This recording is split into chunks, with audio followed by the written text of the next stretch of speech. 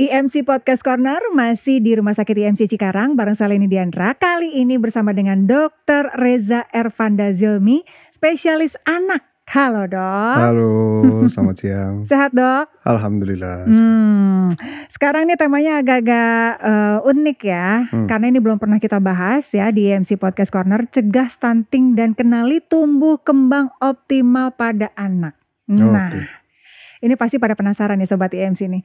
Stunting itu apaan sih gitu ya? Stunting itu kondisi pertumbuhan, masalah pertumbuhan di seorang anak yang dia cirinya adalah kondisi pendek yang disebabkan karena kekurangan energi yang cukup lama atau kronis. Jadi dia sebenarnya pendek, tapi pendeknya penyebabnya karena problem masalah kekurangan energi yang lama sekali. Jadi bukan karena faktor genetik, misalnya orang tuanya pendek, terus anaknya juga kemungkinan pendek, bukan seperti itu ya dok ya? Oke. Jadi biasanya karena kurangan asupan atau kondisi penyakit tertentu yang membuat energinya, kalori yang dibutuhkan itu meningkat, tapi tidak diimbangi, sehingga dia penurunan berat badan terus menerus, sehingga jadilah pendek. Dan itu namanya stunting. Gimana kita membedakan anak yang bertubuh pendek karena memang faktor genetik itu tadi yang udah dari sananya gitu ya dok ya, atau yang mengalami stunting itu gimana kita membedakannya? Sebenarnya kalau misalnya kita bedakan stunting dengan pendek biasa, memang harus pakai alat ukur. Sejatinya memang setiap ibu yang mempunyai anak harus punya buku namanya buku KIA, Kesehatan Ibu dan Anak. Buku ini itu ada alat ukur namanya antropometri. Antropometri itu kita bisa mengukur berat badan per usia, tinggi badan per usia, berat badan per tinggi badan. Nah, dari 3 komponen itu kita bisa memastikan ini stunting atau enggak. Tanda stunting itu dimulai dari lihat anaknya pendek. Kalau kita pakai kurva di bawah 5 tahun, kita menggunakan kurva WHO 2009, itu di bawah tinggi badan per usianya itu di bawah -2. Grafik dari WHO-nya di bawah -2 standar deviasi. Kalau misalkan dia pendek, kita lihat berat badannya turun juga nggak? Berat badan per usianya turun. Kalau misalnya berat badan per usianya di bawah -2 SD juga, kita lihat usia tingginya. Usia tingginya. Jadi memang harus pakai alat ukur. Gak bisa kita bedakan, oh kamu stunting dari lihat dengan mata kepala kita sendiri ya. Harus ada alat ukur namanya antropometri. Dari alat ukur itu kita bisa memastikan ini anak stunting atau enggak dengan melihat usia tinggi.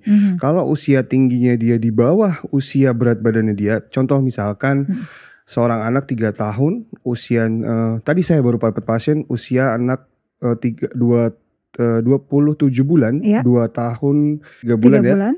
Berat badan 8 kilo. 8 kilo. Kemudian itu berarti jauh di bawah normal ya. Berat badan per usianya itu di bawah -3 standar deviasi. Kemudian saya lihat ternyata dia pendek. Tingginya 80 cm. Di bawah tidak sampai semeter ya dok ya? Tidak sampai 1 meter. Jadi kalau kita grafik, tadi saya buat grafiknya, dia di antara -1 sampai -2 standar deviasi. Terus di bawah -2 standar deviasi itu dilihat ternyata usia tingginya dia 80 cm. Tinggi badan per usianya itu setara dengan anak usia 17 bulan. Berat badan per usianya setara dengan anak 7 bulan. Jadi 7 bulan harusnya 8 kilo, dia 8 kilo. Usia dia umur 2 tahun 3 bulan. Betul. Dengan tinggi badan per usianya dia kurang dari berat badan per usianya dia, kurang dari usia aslinya dia. Kalau itu bisa kita curigai ini stunting dengan melihat, kita analisis lagi. Proses makannya salah atau enggak, feeding rules-nya benar atau enggak gitu. Kalau misalnya sudah ada terjadi benar seperti itu, maka kita bisa tegakkan ini anak sangat stunting. Proses makan benar atau enggak. Nah ini kan justru biasanya nih proses makan itu kan jadi awareness ibu-ibu nih biasanya justru di awal-awal anak-anak mulai dari makan gitu ya dok ya. Apa yang salah dok? Sejatinya sih sebenarnya rata-rata anak yang datang dengan gangguan tumbuh kembang, gangguan pertumbuhan, misalkan BB-nya nggak naik-naik, sebenarnya problemnya karena masalah di feeding rules. Feeding rules itu aturan makan. Tujuannya apa? Supaya anak mampu untuk makan. Tiap bulannya berbeda-beda. Tapi prinsipnya adalah pemberian makannya, kalau saya biasanya memberikan 5 nasihat yang selalu saya berikan. Yang pertama adalah makan gak boleh lebih dari 30 menit. Karena di atas 30 menit penelitiannya anak lebih cenderung stres dibandingkan mau senang dengan makan. Yang kedua adalah 2 jam sebelum makan perut dikondisikan kosong. Betul. Jangan sampai dia mau makan siang nih, jam 10, jam 11 dikasih cemilan. Dia ngemil-ngemil snack. Resikonya adalah perutnya sudah terisi, maka jam 12 waktunya makan siang dia akan gak mau. Yang ketiga adalah tidak boleh ada distraksi. Nonton, sambil main. Kenapa? Karena kita mengajari anak untuk dia fokus terhadap proses makannya. Bukan makan itu sambilan karena saya nonton maka saya makan. Ini salah kaprah. Atau ibunya, udahlah yang penting anaknya makan deh, yang penting udahlah saya kasih HP aja. Ini salah. Yang keempat, ibunya harus konsisten. Jadi kalau misalkan jamnya makan jam 12 makan siang, maka jangan pindah-pindah. Jam 12 jangan terus. berubah-berubah, betul. Anaknya jadi bingung, saya makan pagi makan apa sih? Jam berapa sih? Gitu. Yang terakhir adalah ibunya harus bisa lihat kondisi anaknya. Kalau misalkan jam 11 belum waktunya dia makan, anaknya sudah merengek lapar, maka segera berikan makan. Bukan segera berikan cemilan, bukan segera berikan susu. Banyak ibu-ibu yang kalau anaknya udah rewel makan, kasihnya nenen. Karena itu yang memudahkan ibunya. Tapi sejatinya kalau pada saat proses makan ya, pada saat usia MPASI ya, kalau misalkan waktunya dia makan tapi belum jam makan, namanya responsive feeding tadi saya bilang. Seorang ibu harus punya responsive feeding. Tahu anaknya lapar, segera beri makan. Berarti si stunting ini bisa kita ketahui gitu ya, sekitaran umur berapa, Dok? Sebenarnya kalau misalkan kita bisa ketahui stunting itu pada saat awal-awal dia usia juga sudah mungkin bisa kita curigai ya.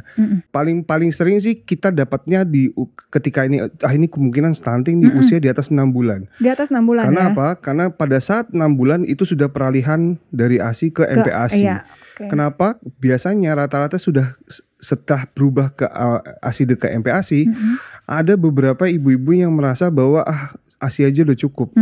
Padahal tidak. Karena apa? Ketika usia 6 bulan ada beberapa kandungan-kandungan mikronutrien maupun makronutrien di ASI itu sudah mulai menurun. Makanya sehingga perlu MPASI, perlu makanan tambahan pendamping ASI. Karena menjaga supaya kebutuhan kalorinya itu tercukupi. Setiap bulannya sampai usia 2 tahun, sampai bahkan usia dewasa, kebutuhan kalori anak itu kan pasti meningkat. Semakin dia mulai berjalan, kemudian mulai lari, aktivitas semakin banyak, pasti kebutuhan kalorinya akan semakin banyak. Jadi pasti kebutuhan kalorinya makin banyak, maka mau nggak mau di ASI itu semakin lama semakin tidak mencukupi kebutuhannya. Makanya biasanya kita bisa kenali anak itu mengalami stunting itu bisa dimulai dari awal-awal 4 bulan, 6 bulan pada saat peralihan MPASI. Paling sering kalau dia terjadi weight faltering. Weight faltering itu biasanya mulai terjadi usia 2-3 bulan. ASI nggak keluar-keluar. Ibunya pakai susu formula. Diare-diare terus. Dia nggak konsultasi, ganti-ganti susu sendiri. Tiba-tiba dia datang 2-3 bulan berat badan kok nggak naik-naik. Baru deh konsultasi ke dokter, udah terlambat prosesnya. Sedangkan perkembangan otak kan terus menerus ya. Lama-lama karena kekurangan energi yang lama, maka resikonya bisa tinggi badan yang stuck atau cenderung malah tidak naik-naik. Tapi ini bisa dicegah gak sih, Dok? Maksudnya selagi si ibu ini lagi masa kehamilan, bisa diantisipasi gak sih supaya anak yang lahir itu nantinya tidak stunting, meskipun feeding rules tadi sangat berpengaruh ya? Bisa sekali. Makanya ini mungkin ranahnya dokter kandungan ya. 1000 pertama kehidupan seorang anak itu adalah waktu di mana si anak itu golden periodnya. Kapan itu? Dari awal terbentuknya janin. Maka ketika seorang janin sudah ada di dalam kandungan, harus dipersiapkan betul nutrisinya. Makanya yang paling utama harus diberikan adalah asam folat. Asam folat itu adalah mikronutrien yang sangat penting untuk kesehatan pertumbuhan janin. Tujuannya untuk merangsang proses pertumbuhan otak. Kalau misalkan tidak diimbangi dengan pemberian itu secara dalam masa janin, maka resikonya akan meningkat. Ada beberapa penelitian yang mengatakan seperti itu. Makanya ibu hamil itu penting sekali untuk selalu kontrol, selalu memastikan berat badannya naik pada saat di janin, untuk datang ke dokter atau memastikan pemeriksaan di kesehatan, fasilitas kesehatan yang bisa melihat kondisinya perkembangan janin itu bagus atau enggak. Tapi dok, bisa ditangani gak sih si stunting ini? Maksudnya setelah tadi misalnya contoh pasien dokter gitu ya, berusia 2 tahun 3 bulan sudah didiagnosa ternyata memang stunting gitu ya, yang disebabkan mungkin kesalahan feeding rules dan lain-lain gitu ya. Bisa ditangani dan akhirnya anak ini bisa tumbuh kembang secara optimal gak sih? Sebenarnya bisa dengan catatan tidak lebih dari usia 5 tahun. Tidak lebih dari usia 5 tahun. Kenapa? Apa yang terjadi setelah usia 5 tahun? Karena kalau misalnya di atas 5 tahun, kita agak susah ngejar berat badannya. Yang kita fokuskan ketika anak stunting adalah memastikan berat badannya tumbuh supaya apa? Supaya tinggi badan yang mengikuti pertumbuhan berat badannya. Sama kayak perkembangan itu dimulai dari atas ke bawah. Bayi mulai tengak-tengok, kepalanya mulai tegak, duduk, kemudian berjalan. Sama kayak pertumbuhan, yang pertama kali bertumbuh itu adalah berat badan. Berat badan naik-naik terus, maka tinggi badannya akan mengikuti. Ada namanya growth spurt di usia pre-remaja, di usia sekitar 9-8 tahun, mendekati remaja. Ketika dia masuk remaja, hormon itu akan naik terus, meningkat drastis, membuat anak itu semakin tinggi. Makanya kadang ada asumsi yang mengatakan biasanya kan anak-anak laki-laki itu setelah disunat usia SD, SMP tiba-tiba tinggi terus. Iya. Sebenarnya bukan karena disunatnya, tapi karena itu proses alamiah seorang anak laki-laki ketika usia seperti itu dia mengalami growth spurt karena proses pendewasaannya dia menuju remaja. Nah, pada anak stunting itu kalau di atas 5 tahun kita agak mengejarnya susah. Karena apa? Pemberian kalorinya sudah makin tinggi, kebutuhan aktivitas dia semakin tinggi, sehingga agak telat kalau misalnya di bawah 5 tahun. Yang baik adalah di bawah 2 tahun pada saat 1000 hari pertama kehidupan itu sangat efektif sekali kalau memang ternyata terdeteksi lebih cepat. Jadi prinsipnya adalah kalau anak itu ibunya sudah kok berat badannya nggak naik-naik ya, 2-3 bulan, 4 bulan segera ke dokter untuk memastikan ini anak sudah mulai ada gangguan atau enggak, stunting atau enggak. Gitu. Oke. Ada stimulasi khusus gak sih dok? Sebenarnya stimulasi itu tuh ngaruhnya ke proses perkembangan. Nah, pada anak-anak yang berat badannya turun secara kronis, resiko adalah mengalami gangguan perkembangan. Karena pertumbuhan dan perkembangan itu nggak bisa dipisahkan, harus saling berkaitan. Nah, tujuannya untuk pemberian stimulus itu untuk memastikan perkembangannya jangan sampai ikutan telat. Banyak pasien-pasien saya yang anaknya stunting nggak bisa jalan. Banyak anak-anak yang stunting nggak bisa ngomong di usia 1 tahun, 2 tahun. Belum ada kata-kata yang jelas. Sehingga stimulasi itu penting sekali. Caranya adalah selalu memberikan stimulasi, misalkan contohnya diajak bermain bola bersama, kemudian membacakan cerita, kemudian banyak hal ya seperti kita membacakan cerita, kemudian menggambar bersama, menulis bersama itu. Pokoknya apapun yang mempengaruhi untuk perkembangan kognitif dan motorik si anak ya dok ya. Betul. Tujuannya kesana, tujuan untuk menjaga agar perkembangannya tidak turun. Biasanya dok, setelah orang tua mulai menyadari ya bahwa ini anaknya stunting atau mungkin sudah didiagnosa, berapa lama orang tua memerlukan pengawasan dari dokter untuk supaya anaknya bisa tumbuh kembang dengan optimal?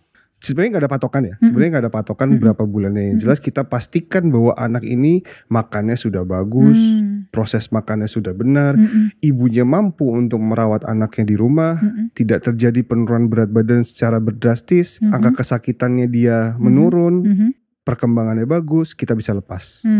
Ya udah kontrol di vaskes pertama atau posyandu terdekat untuk memastikan tetap tumbuh kembangnya dijaga. Dokter sendiri ngelihatnya stunting di Indonesia nih gimana dok? Terakhir sih data dari Kemenkes itu lumayan masih tinggi ya, di atas 2%.